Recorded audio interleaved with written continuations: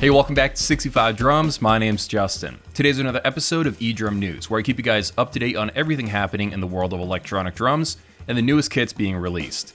Today we have a bunch of brand new kits from Yamaha, and it's interesting because of the way they've gone about it.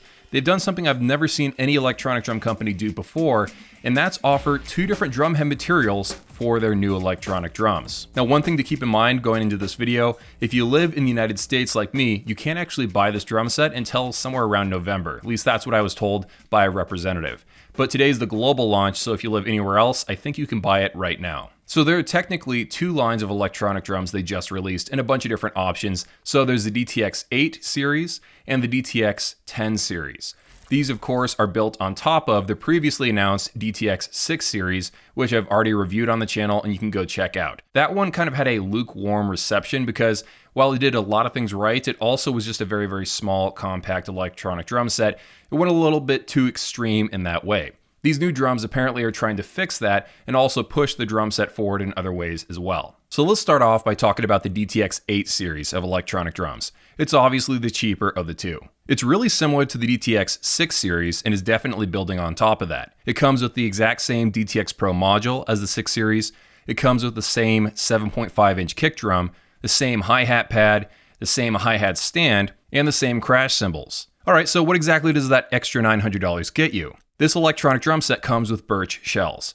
You get a 12-inch snare and 3 10-inch toms. I was also happy to see that they give you a larger 15-inch ride cymbal that does have positional sensing, just like on the lower tier iteration as well. The drum rack is very similar to the DTX6 series drum rack, but a little bit improved. You get a snare stand instead of it mounting directly to the drum rack itself. This is great for minimizing crosstalk. What's different is that all the toms get ball mounts now, which is really nice, and the cymbal arms are drastically upgraded and are just nicer. Okay, so here's where this drum set gets a little bit complicated. They've decided to release this drum set with two different drum head playing materials, and I don't think anyone has ever done this before on the same line of electronic drums. The first version is 2 ply mesh heads made by Remo with a 3-sensor system inside. And then if you spend a little bit more, you can get the silicone head version that costs you an extra $500. Now this proves something that we've all thought.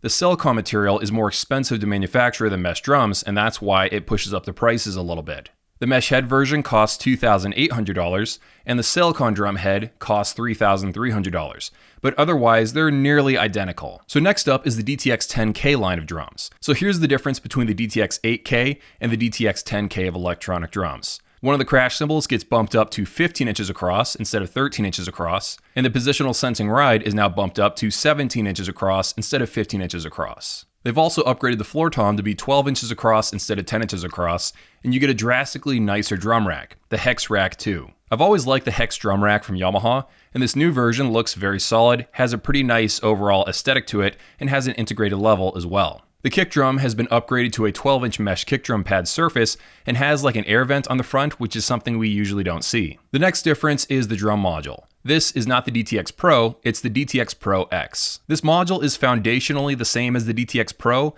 but with some enhancements. It has the exact same number of inputs, 14. It has the same number of sounds, about 400. The same number of built-in kits. It's got 40 user kits and 200 extra ones that you can do whatever you want with. There's multi-layer sample import, dedicated ambience recorded at the same time as the original drum samples. I always really liked that about the DTX Pro. And a lot of the exact same editing features from what I can tell. Here's what's been improved with the DTX Pro-X.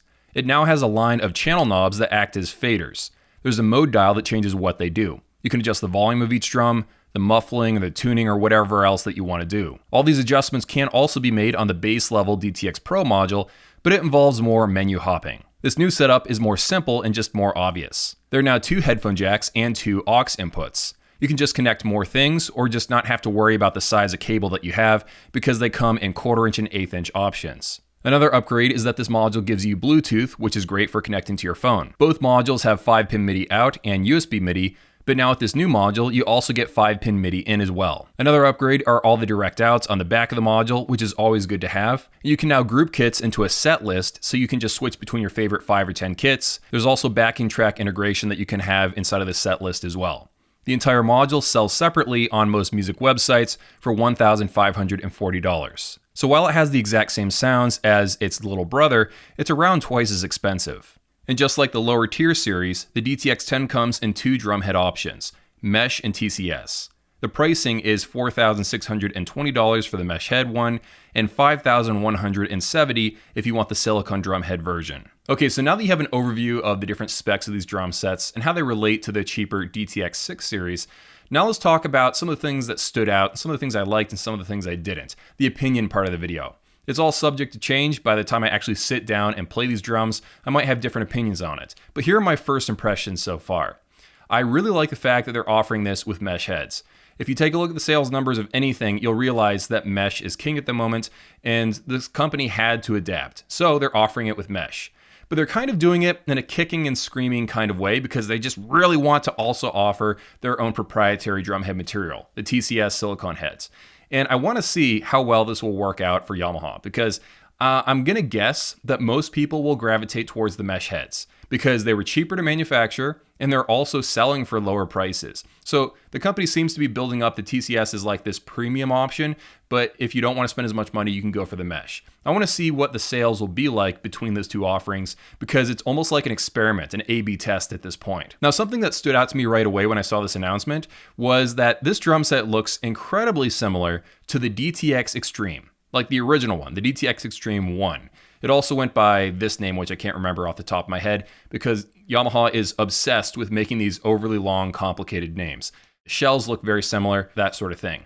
Obviously, this drum set's better in every way, but the overall aesthetic is very similar. Now, as far as the overall sizes, I'm just okay with them. I feel like they could have pushed them a little bit more. It's going to go into some tough competition because this is priced against the Roland VAD 500 series, against the F-Note line of drums that just released, and I just tested them, they're awesome, against the ATV A-Drums line, and against the Pearl Emerge.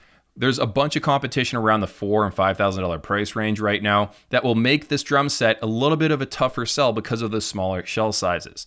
But at least I do know that Yamaha is known for their high quality components. Like, I don't expect any of these drums to be flimsy. I've played everything they've made until now, so I feel like these drums will be very, very good. But I feel like they could have pushed the size, at least of the snare, to 14 inches to make it stand out more, and also the kick drum, but that's just all nitpicky stuff. I'm sure that some people will love the compact nature of these drums, and I'm really excited to play these because they do look very, very interesting. I really like some of the upgrades they made to the module. First of all, the interface is now simplified because there's dedicated faders and knobs and everything. You don't have to, hop through the menus quite as much as the DTX Pro module. I like all that. I like the fact they've given it a bunch of extra direct outs, an extra MIDI port. I like the extra aux and headphone jacks. That's all great to see.